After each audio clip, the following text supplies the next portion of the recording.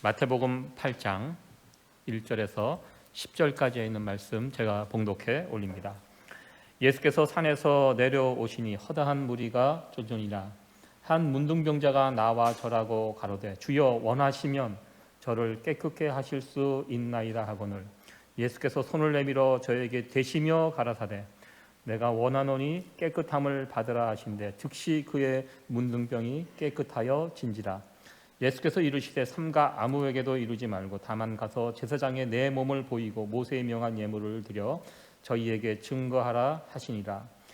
예수께서 가버나움에 들어가시니 한 백부장이 나와 간구하여 가로되 주여 내 하인이 중풍병으로 집에 누워 몹시 괴로워하나이다. 가라사대 내가 가서 고쳐 주리라. 백부장이 대답하여 가로되 주여 내 집에 들어오심을 나는 감당치 못하겠사오니 다만 말씀으로만 하옵소서. 그러면 내 하인이 낫게 삼나이다. 나도 남의 수하에 있는 사람이요 내 아래도 군사가 있으니 이더러 가라 하면 가고 저더러 오라 하면 오고 내 종도로 이것을 하라 하면 하나이다.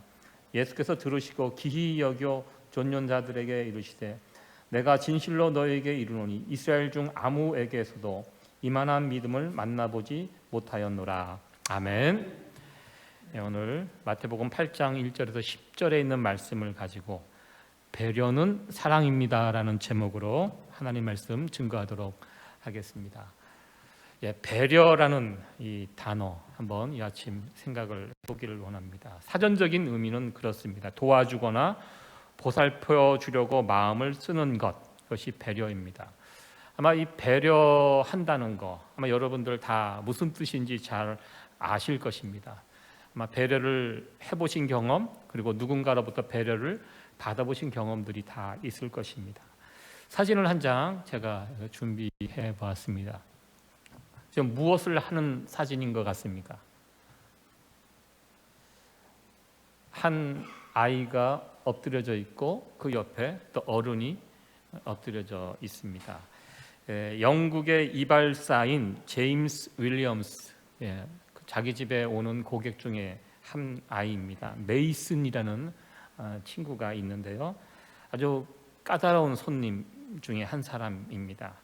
자폐 아동이기 때문에 머리를 이렇게 깎으러 왔을 때 날마다 전쟁이라고 합니다. 특별히 그날은 머리를 자르는 게 너무 힘들었다고 합니다. 이 자폐 아이이기 때문에 순간순간 또 이상하게 반응을 하고 그날도 이런저런 방법을 다 사용해도 의자에 앉힐 수가 없는 그런 상황이 벌어져서 결국 미용사가 선택한 방법은 바로 저 방법입니다. 아이 밑에 엎드려서 그 눈을 맞추고 그러면서 이 아이의 머리를 이렇게 이발을 했는데요. 결과는 대성공이었다고 합니다. 아이와 같이 이렇게 엎드린 이 사진이 또 많은 사람들에게 감동을 주었는데요. 이발이 끝난 후에 저 아이 메이슨이 이발사인 제임스를 꼭 안아줬다는 그런 사진에 설명이 되어 있습니다. 누군가 배려해주는 또 배려받고 또 훈훈한 이런 사진, 이 장면을 볼 수가 있습니다. 여러분들은 누군가로부터 배려를 받아보신 적이 있으시죠? 저도 참 여기까지 오면서 많은 분들의 배려를 받고 여기까지 왔는데요. 또 반대로 배려받지 못하고 상처받았던 그런 경험도 가지고 있습니다. 제가 언젠가 한번 말씀을 드렸죠. 요 가까운 이 음식 뷔페집에 가갖고 그날따라 이제 킹크랩 큰 킹크랩을 먹으려고 이 저녁에 특별히 그 비싼 돈을 내고 그 가게에 들어갔는데 잘 먹지를 못했습니다. 그것만 나오면 사람들이 다 집어가니까. 그래서 제가 결심을 하고 꼭 비싼 돈을 내고 들어왔기 때문에 꼭 먹고 말겠다 생각하고 일찍이 줄을 서서 기다리고 제 앞에 이 킹크랩이 이렇게 쌓여 있었는데요. 바로 내 앞에 섰던 사람이 그 남아있는 것들을 다 접시에 담아가면서 제가 바로 뒤에 서 있는데 제가 그것을 먹기 위해서 한참 서 있는 것을 그 사람도 아는데 뒤에 남아있는 사람에 대한 배려심이 조금도 없고 접시에 그냥 몇 접시를 이렇게 해갖고 담아가고 아무것도 없어요. 제가 그때 그게 큰 상처가 됐던 것 같습니다. 지금까지 기억이 나면서 그때 제가 사실 눈물이 조금 났습니다. 굉장히 그때 충격을 받고 어떻게 이럴 수가 있는가. 정말 배려심이라는 눈꼽만큼 없는, 제가 그때부터 좀 이게 편견, 어떤 특정한 민족에 대한 이 편견이 좀 생겼던 그런 기억이 있습니다. 제가 예전에요 인도 단기 선교를 갔다 왔습니다. 인도에 가보니까 사람들이 정말 많아요. 사람들이 너무 많습니다. 길거리에 차들도 많고 또 사람도 많고, 사람뿐만 아니라 온갖 짐승들이 길거리에 몰려서 다니면서 제가 거기서 느꼈습니다. 이런 곳에 살면 누군가를 배려한다는 것이 불가능하구나. 일단 나부터 살기 바쁘니까 누군가 차가 오고 양보하고 이러면 내가 갈 수가 없어요. 이런 환경이 이런 사람을 만드는구나. 그것을 제가 그 인도 단기 선교 현장을 통해서 깨닫게 되었고, 그래서 뭐 인도 분들, 중국 분들 사는 그런 배려하지 못하고 살아가는 그런 모습에 대해서 어느 정도 이해를 할 수가 있었습니다. 우리가 미국에 살면 누군가 배려하는 것이 몸에 뵐 수밖에 없습니다. 저 이렇게 문을, 이렇게 어떤 건물을 들어갈 때 문을 이렇게 잡아주고 다음 사람이 들어오게끔, 이런 건 뭐 아주, 저도 처음에 왔을 때 그게 참 신기했습니다. 그래서 여기서 오래 살다 보니까 그것이 당연한 것으로 이렇게 여겨지게 되는데요. 제가 예전에 한번 한국에 방문했을 때 미국에서 배운 이 배려심을 어느 건물에 들어갈 때 이렇게 문을 딱 잡아주니까요, 사람들이 저를 이상하게 쳐다보고 갔던, 아마 지금은 한국도 이런 누군가를 배려하는 이 문화가 많이 정착이 되었을 것이라고 생각이 됩니다. 우리는 누군가로부터 배려를 받고 또 그럴 때 기분이 좋아지고요, 자존감이 높아지고 더 나아가 행복감을 느끼게 됩니다. 오늘 본문의 말씀도 누군가를 배려해주는 이 사랑에 대해서 소개해주는 그런 본문의 말씀인 것을 우리는 보게 됩니다. 오늘 본문 말씀은 마태복음에 처음으로 등장하는 치유 기사입니다. 마태복음 구절을 아마 여러분들 대충 머릿속으로 짐작해 알고 계실 것입니다. 5장에서 7장까지 예수님의 산상설교, 하늘나라의 복음, 천국 복음의 말씀이 5, 6, 7장 3장에 가서 하고요, 그것이 끝나자마자 8장부터 예수님의 치유, 기적의 역사를 10가지가 쭉 나옵니다. 오늘 이 10가지 치유 기사 중에 앞에 나와 있는 이 2가지를 집중적으로 살펴보도록 하겠습니다.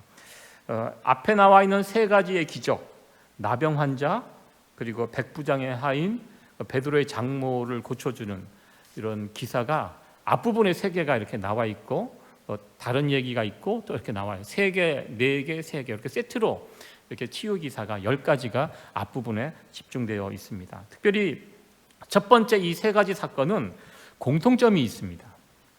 나병 환자, 문둥병자, 백부장의 하인, 베드로의 장모. 문둥병자 그리고 백부장의 하인은 로마 사람입니다. 이방 사람입니다. 베드로의 장모는 여자입니다. 예수님 당시 아웃사이더에 속한 소외된 자들을 대표하는 사람들입니다. 이 마태복음을 지금 읽는 대상은 유대인들입니다. 유대인들을 대상으로 이 마태복음을 적었습니다. 마태는 마태복음의 족보를 다루면서도 좀 특이한 족보의 내용을 유대인들에게 알려주었습니다.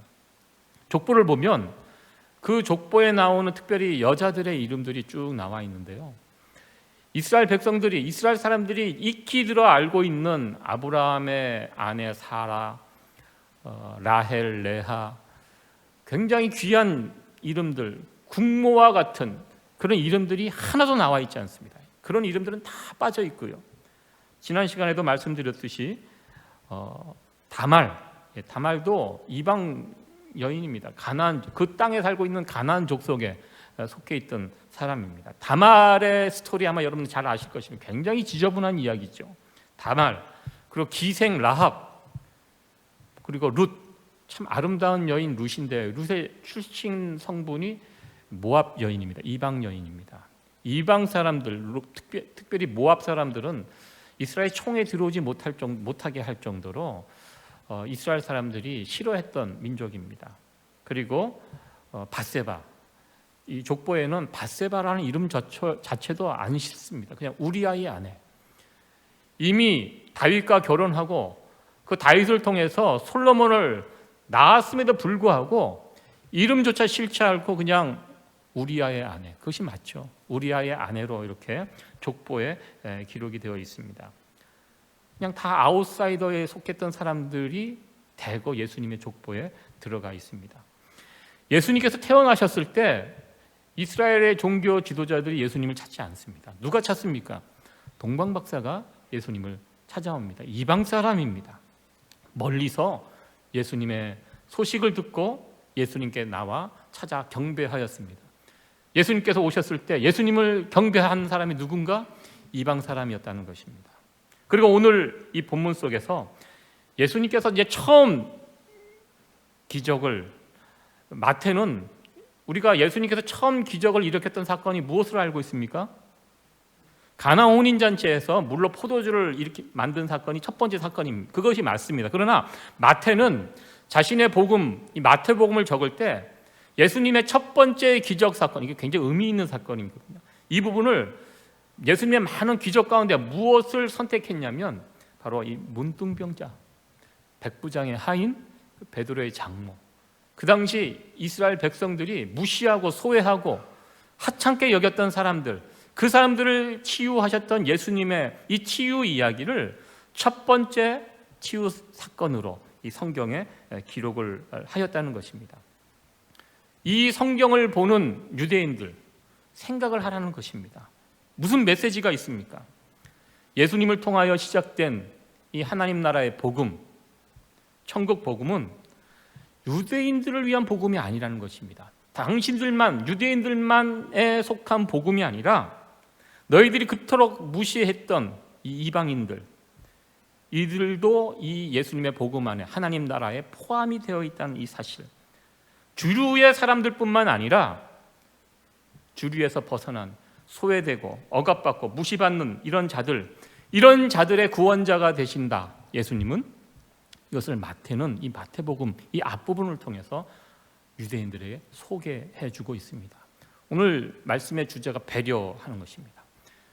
이 성경을 보면서 유대인들, 너희들이 그토록 무시했던 저 이방 사람들, 여인들, 병자들, 그들에 대한 배려, 그들을 좀 배려해봐라. 이것을 오늘 이 메시지를 통해서 주고 있는 것입니다.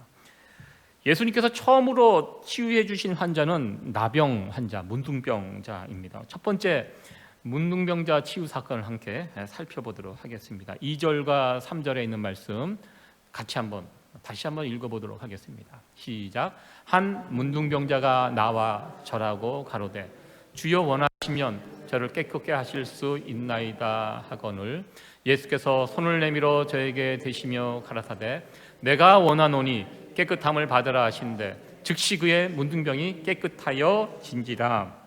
아멘. 나병 환자가 예수님에 대한 소문을 들었던 것 같습니다. 예수님께서 오셨다는 이야기를 듣고 예수님께 달려나가 절을 합니다. 그리고 주님이 원하시면 저를 깨끗게 하실 수 있습니다. 그 말에 예수님께서 내가 원한다, 깨끗함을 받으라 말씀하시고 즉시 그의 문둥병이 나았다. 이것이 오늘 본문의 내용입니다. 요즘도 이 문둥병은 쉬운 병이 아닙니다. 지금도 쉽지 않은데요. 그러나 예수님 당시는 정말 끔찍한 병이 문둥병이었습니다. 이 문둥병에 걸리면 어떻게 할 것인가 구약 성경에 보면 자세하게 나와 있습니다. 이 문둥병, 이 세 가지의 고통과 단절을 겪게 됩니다. 이 문둥병이 걸리면 이 감각이 없어지게 됩니다. 그래서 막 손톱이 빠지고 손가락이 떨어지고 코가 무너지고 귀가 떨어지고 감각이 없기 때문에 몸이 막 이렇게 떨어져 나가는 단절되는 그런 고통을 겪게 되고요. 그리고 문둥병이 걸리면 이 전염병이기 때문에 가족들과 함께 지낼 수 없습니다. 요즘도 이 코비드-19 이 전염병이잖아요. 걸리면 격리시키죠. 14일 격리시키고 괜찮으면 다시 합류하고. 그러나 이 문둥병에 한번 걸리면 이게 회복이 되지 않는 병이기 때문에 그냥 가족들, 사랑하는 가족들과 떨어지게 되고 또 이웃들과 단절되고 죽을 때까지 혼자 지내야 되는 정말 무서운 쓸쓸한 병입니다. 거기에서만 끝나는 것이 아니라 이스라엘 사람들에게 가장 무서운 것은 하나님과의 단절입니다. 이것은 알게 모르게 사람들이 문둥병이 걸리면 저거 하늘의 병이다. 천벌, 천형. 그래서 사람들이 지나갈 때마다 수근거립니다. 도대체 무슨 잘못을 했길래 하나님에게 버림을 받았을까? 그래서 이 문둥병이 걸리면 이스라엘 그 회중에 들어가지 못하는 건 당연한 거고요. 성전 예배에도 못 들어오게 합니다. 그래서 이제 심각한 질병입니다. 그래서요, 율법에 보면 문둥병자들은 사람을 만날 수가 없습니다. 항상 입술을 가리우면서 나는 부정하다 이야기를 합니다. 그러면 저기 멀리서 그 소리를 듣고 저기 문둥병자가 있구나, 가까이 가지 말아야지, 벗어나게 합니다. 소리를 내게 되어 있습니다. 사람을 만나면 나는 문둥병자니까 나에게 가까이 오지 마시라고. 그래서 이제 입술을 가리고 소리를 지르게 되어 있습니다. 이게 율법에 그렇게 설명이 되어 있고 그 당시 종교 지도자들이 그렇게 가르쳤습니다.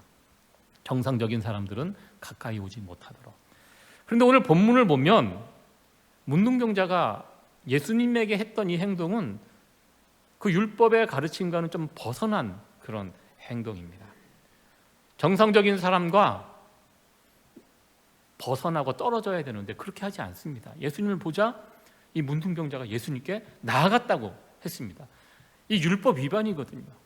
사실 어떻게 보면 문둥병자는 이래 죽나 저래 죽나 예수님의 소문을 듣고 한번 해보자, 충분히 그럴 수 있습니다. 이상한 행동을 합니다. 입술을 가리고 부정하다고 이야기해야 되는데요, 예수님께 나와서 어떻게 보면 몸부림치는 상황입니다. 그런데 오늘 본문을 보면 더 놀라운 사실이 있습니다. 문둥병자가 율법을 어기는 거 어길 수 있습니다. 어차피 죽을 바에. 그런데요, 이러한 모습을 본 예수님께서 어떻게 하셨습니까? 오늘 성경에 보면 예수님께서 문둥병자의 몸을 만졌다고 나왔습니다. 그럴 필요가 없어요. 사실 예수님은 말씀으로 충분히 떨어진 상황에서 고치실 수 있는 능력의 주님이십니다. 그런데요, 그렇게 예수님 앞에 나와서 절하면서 고쳐달라고 요청하는, 어떻게 보면 율법을 깨면서까지 이렇게 나오는 이 문둥병자에게 사실 예수님도 율법을 지금 깨고 계시는 것입니다. 만지면 안 됩니다. 부정한 것 손을 대면 그 사람도 부정하기 때문에 이 문둥병자는 손대면 안 됩니다. 그런데요, 예수님 문둥병자가 만져달라고 요구하지 않았습니다. 만지십니다. 문둥병이 중하다고 나왔습니다. 이 기사가 누가복음에도 나오거든요.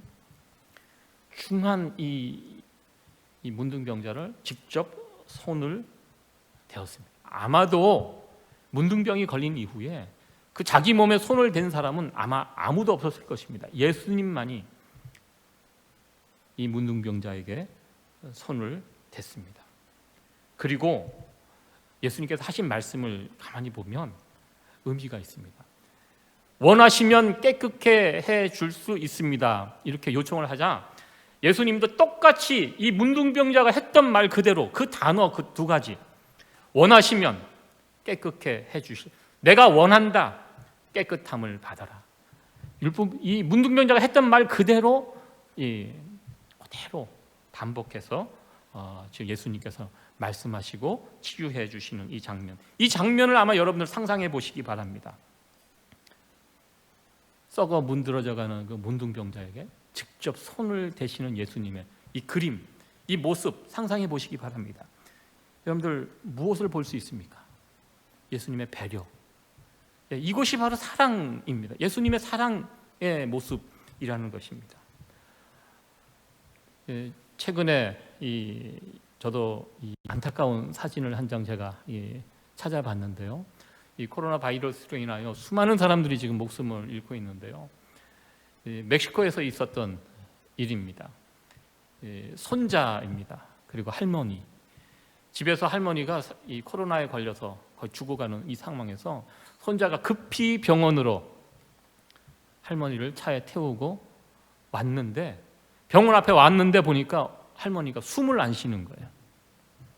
급하게 인공호흡을 하고 있어요. 결국 할머님은 저 자리에서 숨을 거두었습니다. 네, 그 손자가 눈물을 흘리면서, 지금 할머니가 코로나 환자입니다. 저렇게 되면 어떻게 되죠, 여러분들? 저 손자도 감염이 될 수밖에 없죠. 근데 지금 손자는 그런 거 신경을 안 써요. 전 사진을 보면서 저기 무슨 한마디로 저 사랑 아닙니까? 사랑. 사랑이 모든 것을 뛰어넘어요. 어떻게 저럴 수가 있는가? 예. 어떻게 보면 내 남편, 내 아내에게도 저렇게 해줄 수 있는가? 여러분들 해주실 수 있으시죠? 예. 예. 손자가 할머니에게 저렇게 할 수 있다는 거, 참 놀라운 사랑이라는 것입니다. 함부로 손 못 댑니다. 이 코로나 걸리면 이 격리하고 다 떨어지고 이렇게 해야 되는데, 저게 가능한 것은 사랑하기 때문에 저것이 가능하고, 참 저 사진이 많은 사람들을 울렸는데요. 예, 문둥병자에게 손을 댄다는 거, 사실 손은 대는 것은 고사하고 말도 함께 섞지 못하도록 그렇게 가림막을 만들어 놓았지만, 예수님께서는 그런 거 신경 쓰지 않으셨습니다. 율법을 어긴다?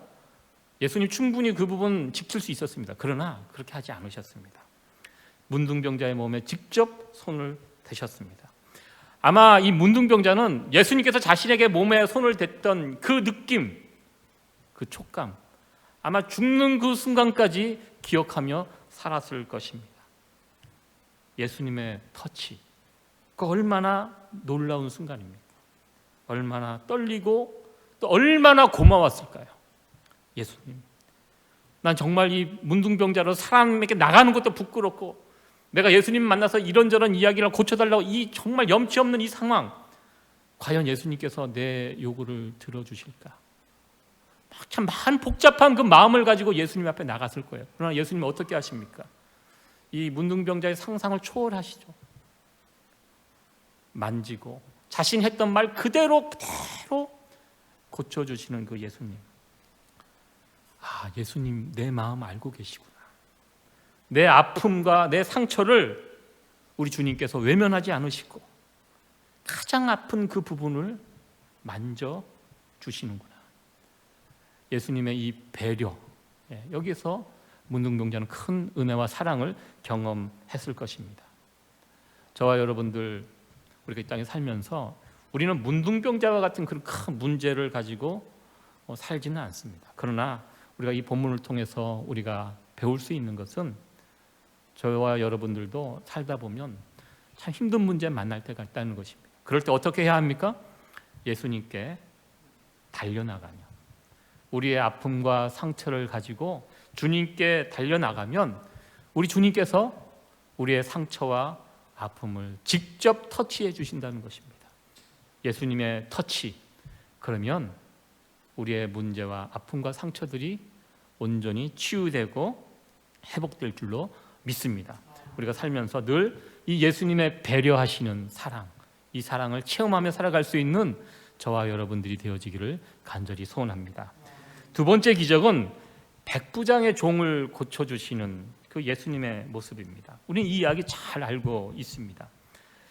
이 이야기 가운데 유독 우리의 눈에 들어오는 부분이 있습니다. 그것은 예수님께서 이 백부장의 모습을 칭찬해 주셨다는 것입니다. 백부장이 무엇을 했길래 예수님께서 백부장을 칭찬했을까? 이 백부장은 로마의 군인입니다. 이스라엘을 정복한 나라, 파견된 정복자의 그 모습으로, 위치로 그 자리에 서 있습니다. 그런데 예수님을 만난 백부장의 모습을 보면 정말 그런 거만하고 또 이렇게 누군가를 억압하고 짓누르고 이런 모습이 전혀 없다는 것입니다. 이 마태복음뿐만 아니라 누가복음에서도 이 사건을 의미 있게 다루고 있습니다.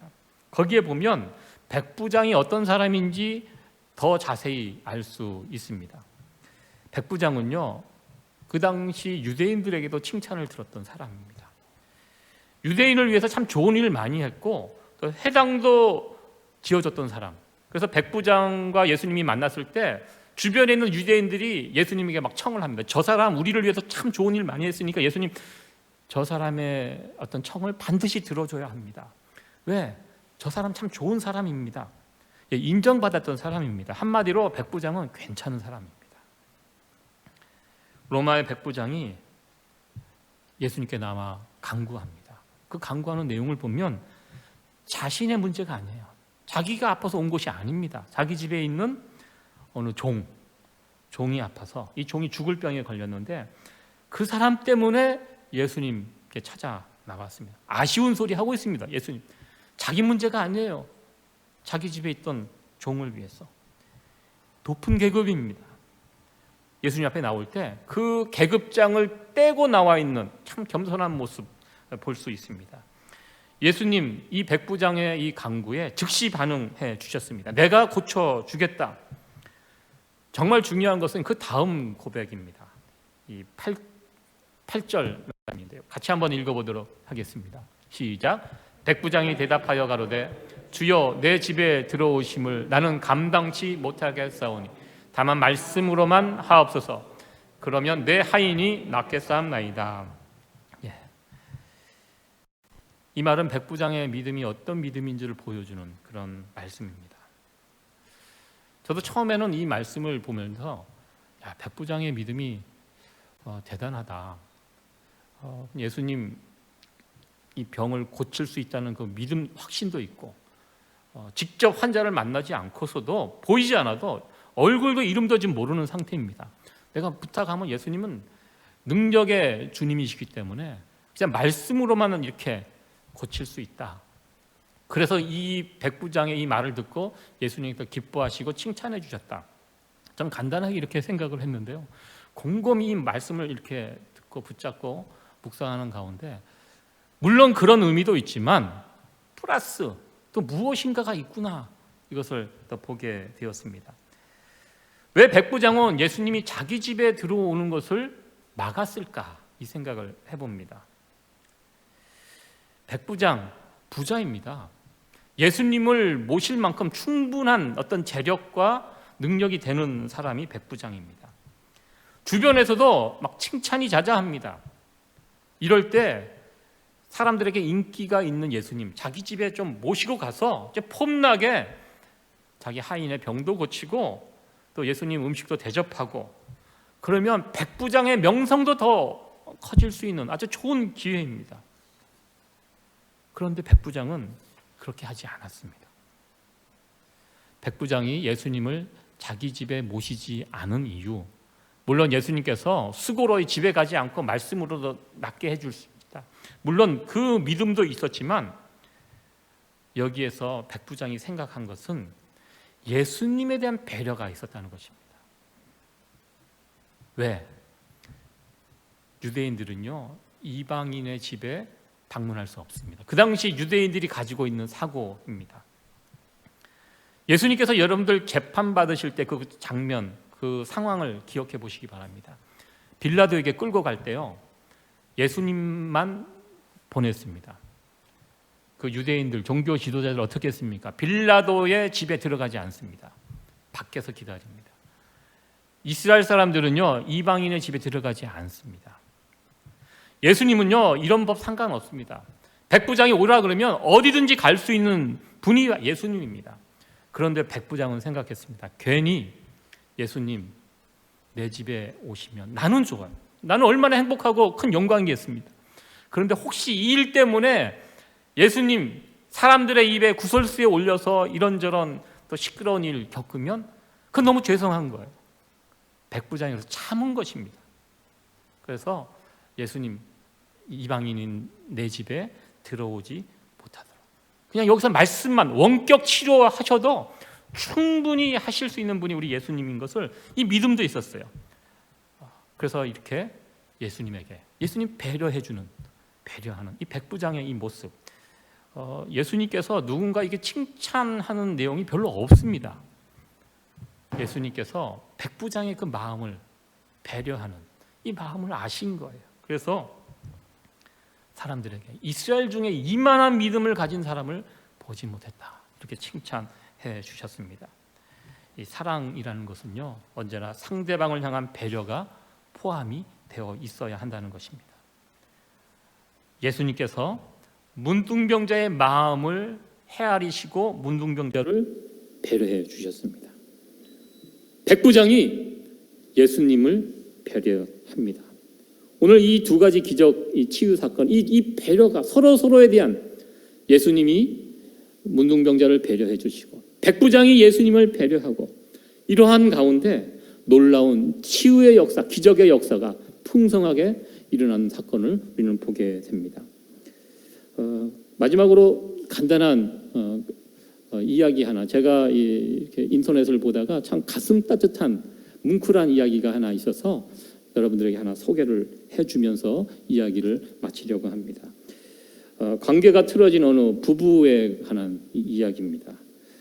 제가 이 이야기를 이렇게 보고 있으니까 제 아내가 깜짝 놀라갖고 왜 그런 걸 보냐고 막 그래서 제가 오늘 이 주일날 이 설교에 사용하려고 그 예화를 제가 이렇게 좀 다듬어 봤는데요. 결혼한 지 8년 된 어느 부부의 이야기입니다.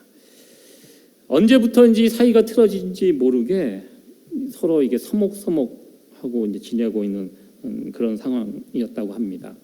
그렇게 되니까 이 아내가, 특히 섬세한 예민한 아내가 더 힘들죠. 그만 살자, 이혼하자, 막 이런 이야기가 막 나오게 되고, 가뜩이나 회사 일 때문에 힘들어 죽겠는데, 그래서 그냥 거기에다 또 맞받아치면서, 그러면서 이제 각방을 쓰게 되었다고 합니다. 각방을 쓴 지 꽤 시간이 흘러오고 서로 이야기 안 하고 그냥 지내고 있는 상황이었는데요. 그러다가 어느 날 퇴근길에, 돌아오는 길에 집 앞에 과일 가게에서 귤을 파는데, 그 귤을 파는 아주머니가 이제 떨이라고 막 지나가는데 붙잡고 사가라고 막 그래갖고 할 수 없이 귤을 이렇게 싸게 떨이로 가지고 들고 들어왔다고 합니다. 그래서 피곤하니까 이제 샤워하고 들어가고 나와 보니까 그 아내가 그 귤을 까먹고 있었다고 합니다. 몇 개 이렇게 까먹더니 귤이 참 맛있네 그렇게 한마디 하고 자기 방으로 쏙 들어가 버렸다고 합니다. 그 순간 이 남편이 생각이 버뜩 났습니다. 아, 아내는 예전부터 이 귤을 좋아했다는 거. 결혼한 지 지금 8년이 지났지만 한 번도 그동안 내 손으로 귤을 사갖고 집에 들어와 본 적이 지금이 이제 8년 만에 처음이었다는 사실을 알게 되었다는 것입니다. 아내가 귤을 좋아한다는 거 진작에 알고 있었지만 그 부분 미처 생각하지 않고 살았다는 것입니다. 결혼하기 전에 연애할 때는 함께 돌아다니면서 귤을 사고, 그래서 귤을 아내가 핸드백에 넣고 그것을 틈틈이 꺼내서 같이 까먹었던, 사이좋게 까먹었던 그 기억도 났다고 합니다. 그 생각을 하니까 이 남자가 자신도 모르게 울컥해져서 자기 방에 들어가서 그 생각하면서 한참 울었다고 합니다. 결혼한 후에 어느덧 아내가 좋아하는 것에 대해서 전혀 신경 쓰지 않고 바쁘다는 이유로, 그럼에도 불구하고 아내는 철마다 남편 몸에 좋다는 이 보약도 반찬도 신경을 참 많이 써줬는데 자신은 전혀 신경 쓰지 않고 이렇게 살아왔던, 그것이 참 생각이 나면서 후회가 되었다고 합니다. 그리고 나서 며칠 후에 또 퇴근길에 이렇게 보니까 그 과일 잡한 아주머니가 또 보여서 다시 그 귤을 사갖고 집에 가지고 들어왔다고 합니다. 그리고 지난번과 같이 그 귤을 주방 탁자에 놓고 자신은 씻고 나와 보니까 아내가 이제 귤을 까먹고 있었다고 합니다. 남편이 묻지도 않았는데 아내가 먼저 말을 꺼내, 이 귤 어디서 샀냐고, 참 맛있다고 그러면서 아직 깨어있는 아이에게 그 귤을 입에다 넣어주고 귤을 까서 아빠 갖다 주라고 또 이렇게 또 하고, 오랜만에 집안의 분위기가 훈훈해졌다고 합니다. 여전히 그냥 무덤덤이 그냥 탁자 위에다가 귤을 올려놨는데 또 아내가 이렇게 저렇게 하는 참 모습을 보면서 자기가 또 부끄러움을 느꼈다고 합니다. 다음 날 아침에 회사 출근하려고 보니까 그날은 아내가 모처럼 이제 아침을 준비해 놓았다고 합니다. 그동안 관계가 서운할 때 아침을 먹지 않고 그냥 회사를 나갔던 것 같습니다. 그러면서 아내가 밥 한 술 뜨고 가라고 그렇게 마지못해서 밥을 먹는데 함께 남편과 아내가 펑펑 울면서 밥을 먹었다고 합니다. 그러면 참 이 이야기를 보면서 참 이 귤이 중요하구나라는 걸 한번 깨닫게 되고요. 예, 참 이 아내는 이 작은 거 하나에 상처받지만 또 작은 거 하나에 금방 회복되는, 감동하는, 내가 그걸 모르고 여기까지 8년 동안 살았다는 거, 그래서 후회했던 이런 남편의 그 글을 제가 인터넷을 통해서 보면서 참 많은 감동과 은혜를 받았습니다. 여러분들도 이 말씀을 들으면서 생각해 보시기 바랍니다. 특별히 남자분들, 내 아내가 무엇을 좋아하는가?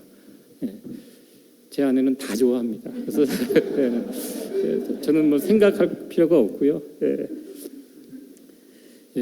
서로 배려한다는 것, 참 우리의 삶에 큰 활력소가 되고요. 행복한 인생이 별거 없다는 것입니다. 오늘 본문의 두 사건은 예수님의 문둥병자를 향한 배려, 그리고 예수님을 향한 백부장의 배려, 이 부분을 이야기해주고 있습니다. 예수님과 우리들 사이에 이 사랑과 믿음 그리고 배려가 함께하면 우리의 신앙생활이 훨씬 더 익사이팅해질 것이 아닌가 이렇게 생각을 해보았습니다. 주님은 우리를 늘 배려해 주십니다. 늘 우리를 배려해 주시는 주님에 맞추어서 저와 여러분들도 주님께서 무엇을 좋아하시는지, 무엇을 기뻐하시는지를 늘 생각하며 주님을 배려해 줄 수 있는 믿음의 단계까지 나갈 수 있는 저와 여러분들이 되기를 간절히 소원합니다. 말씀을 정리하도록 하겠습니다. 10절 말씀을 보면 예수님께서 백부장의 그 믿음을 보고 놀라셨습니다. 이스라엘 사람도 아니고 이방인으로서 예수님을 놀래게 했다는 거, 이 대단한 것입니다. 사랑은 무례히 행치 않는 것입니다. 저는 가끔 믿음이 있다고 하면서 정말 무례하게 함부로 행동하고 말하는 사람들 볼 때가 있습니다. 정말 안타깝습니다. 믿음이 있으면 그럴 수가, 진정한 믿음은 그렇지 않다는 것입니다. 진정한 믿음이 있는 사람, 주님께서 주신 그 사랑이 넘치는 사람은 배려심이 있는 사람이라는 것입니다. 우리의 신앙생활 가운데 서로에 대한 배려가 함께 할 수 있다면 우리의 신앙은 지금보다 훨씬 더 고상하고 아름답고 풍성한 사랑의 열매를 맺어갈 수 있게 될 것입니다. 늘 우리를 배려해 주시는 주님 앞에 우리들 또한 주님을 배려하고 내 옆에 있는 이웃들을 배려할 수 있는, 그래서 우리를 통하여 풍성한 주님의 사랑이 흘러 넘칠 수 있는 이 귀한 일에 쓰임받는 저와 여러분들, 우리 교회가 되어지기를 간절히 축원합니다. 네.